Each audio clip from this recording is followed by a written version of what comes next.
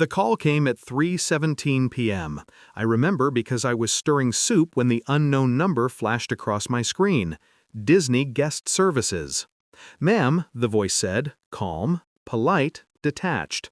"Your son is here with us at Lost and Found." For a moment, I couldn't process the words. Lost and found? My 6-year-old? Then I heard it, his small voice, shaky, fragile. "Mom, they left me. They went home." My knees buckled. He was supposed to be safe with my parents and my sister. They'd begged to take him, said I needed rest. I trusted them. Family, after all, doesn't abandon your child at a theme park, or so I thought.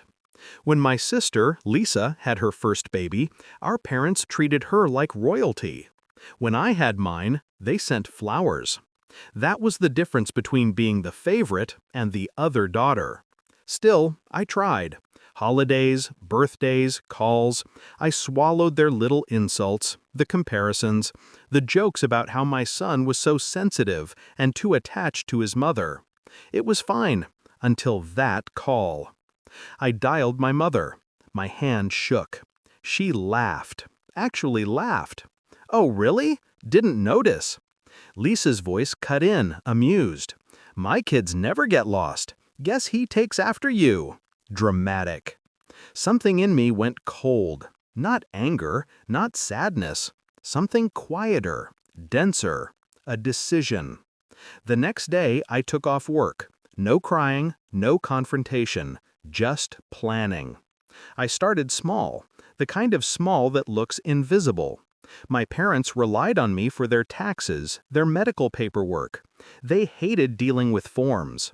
They trusted me with their passwords, their signatures. That trust was now my weapon.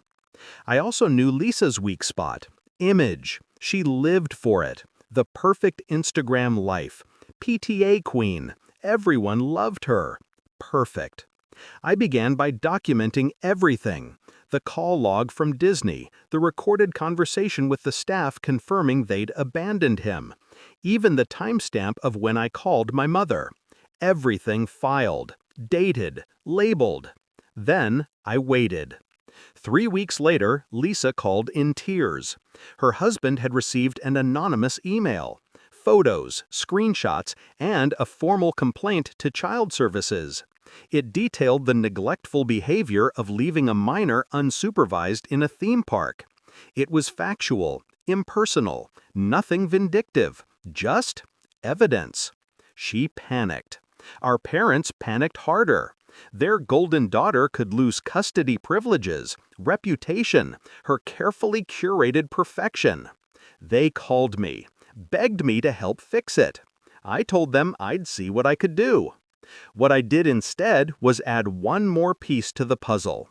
When I sent the report to the theme park's legal department, I included my mother's recorded laughter.